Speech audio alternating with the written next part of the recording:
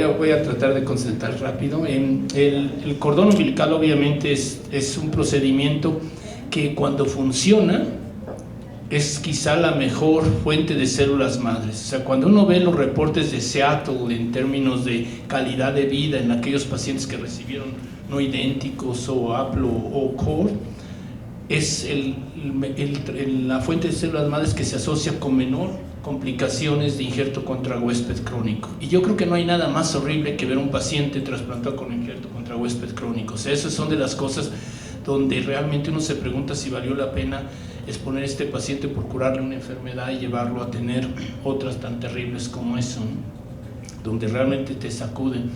Y cordón parece ser la mejor fuente. El problema es, como se dice, el tiempo de injerto, el costo asociado a él, que están siendo cambios radicales, y la emergencia de nuevos procedimientos.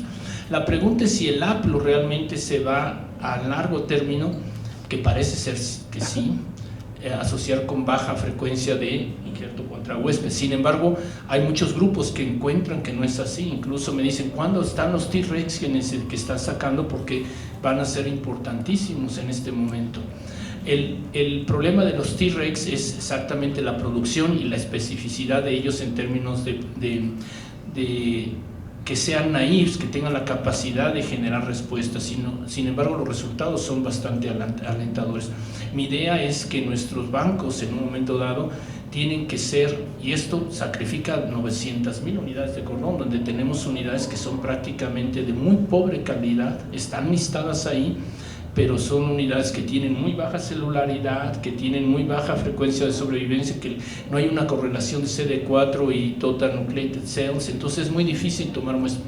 Lo que necesitamos es generar una elite entre muchos bancos. De hecho, estoy haciendo una propuesta a la Comunidad Europea para conseguir 4 millones de libras que me permitan distribuirlos en diferentes bancos y seleccionar un número de unidades elite, poder llamarlos así, donde entonces les tipificaremos en alta resolución HLA, les tipificaremos KIR receptor, les tipificaremos CTL4 y otros factores, y tomar en cuenta lo que presenté de la segundo embarazo lo estamos tratando de reproducir ahorita y estamos preguntándonos otros factores. Espero tener esos resultados muy pronto, porque ya tenemos 670 pacientes que recibieron trasplantes de un solo banco, donde puedo regresar a las maternidades. Este es el Banco de Barcelona, donde puedo regresar a las maternidades y saber el sexo de los hijos, primeros, segundos, el tipo de embarazo, no de embarazo, de parto, si fue cesárea, si fue... Entonces, ver qué factores son los que median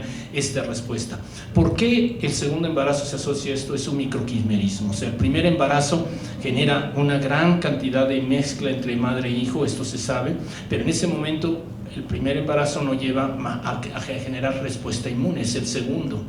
El segundo embarazo, donde ya hubo tiempo que la respuesta, bueno, el primero lo genera, me refiero, pero entre el primero y el segundo se genera la respuesta antitumoral potencialmente, que es lo que Andrew llama NIMA, Non-Inherited Maternal Antigens, o sea, aquellos que se adquieren del padre, o IPA, ¿no?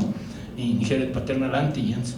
Y esto es lo que quizá genera la respuesta. ¿Por qué el tercero o el cuarto no? No lo sé, tengo que reproducir los datos. Quizá es que el tercer niño ya nace tan rápido, o el cuarto que ya casi hay que cacharlo, y ya no hay microquimerismo, ya no hay ese traumatismo placentario uterino que lleva esto.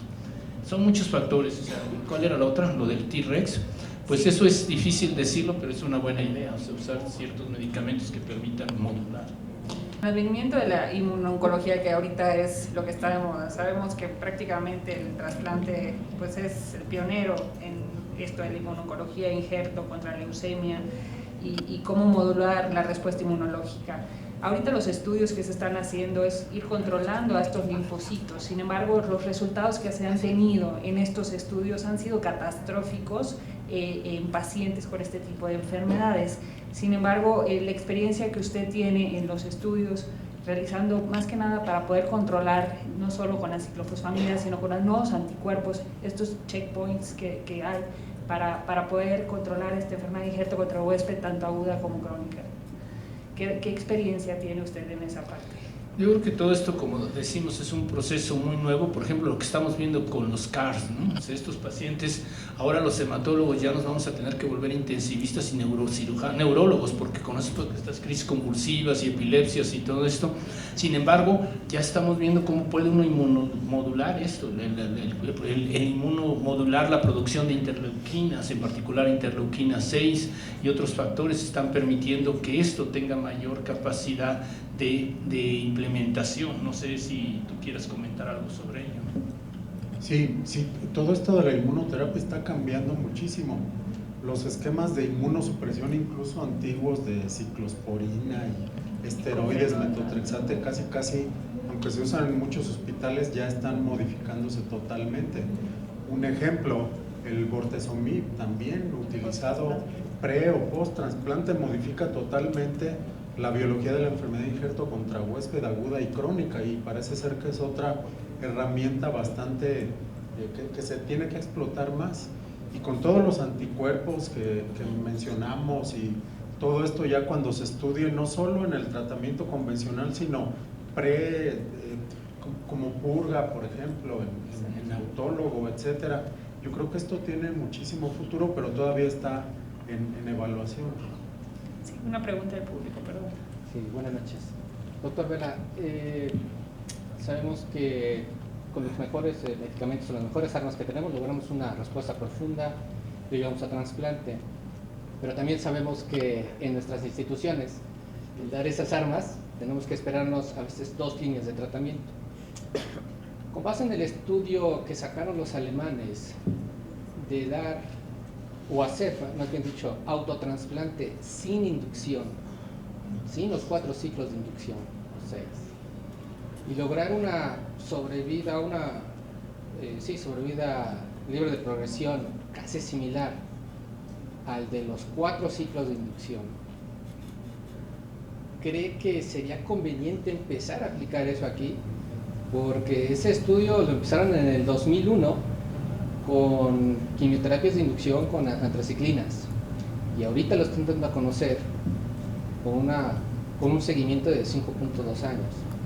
¿Cree que sería recomendable que nosotros empecemos a pensar de esa manera, tratando de adelantar el trasplante como primera línea y una segunda línea ahí hacerla nosotros a nuestra manera, y poder pedir a la institución que ya nos dé el bortezomib para ir a una tercera línea? Y para el doctor Alejandro, si ya hay experiencia con APLOS en mieloma múltiple, seguido de un autotrasplante, sobre todo en pacientes de riesgo alto, jóvenes con lesión de 17 o P53. Lo digo porque en el MRI me comentaron que, pues si tienen ellos drogas como POMA, como Carfil, pues ¿para qué arriesgar al paciente a un haploidéntico? Pero aquí no tenemos eso, y creo que tenemos más la opción de un haplo. Gracias. El doctor Solís está recién desempacado de Manchester. Hizo ya una estancia muy interesante, no solo en trasplantes, sino en todo lo de hematología. Y ese estudio que mencionas, casi si se reproduce en otras partes del mundo, viene a romper el dogma que teníamos de inducción, bajar carga tumoral con 3 o 4 ciclos y luego hacer el trasplante. Los resultados son muy interesantes, son similares a no dar inducción. Y por ejemplo, los españoles en los 90s demuestran que un solo trasplante autólogo puede provocar supervivencias de 9 a 15 años en 20% de los pacientes, y si uno lo usa desde el inicio, pues se antoja bastante lógico ese abordaje. El estudio es muy interesante, sin embargo a mí me gustaría ver otros así del mismo tipo para ya tomar una decisión tan drástica como modificar la conducta de uno. Yo lo que les sugiero es que si nuestras instituciones no nos dan las drogas nuevas desde el inicio, pues hay que hacer trampa como buen mexicano. Con un buen resumen que uno haga, y eso ya lo hemos hecho varios, con un buen resumen, ponerle la justificación. Por ejemplo, un enfermo que tiene de lesión del 17P, al diagnóstico, un enfermo joven con 17P, falla renal. Si yo hago un buen resumen y pongo ahí que si no le doy bortezomib puede llegar a necesitar hemodiálisis, y le voy a poner que ese enfermo va a vivir nada más 1 año o 2 años,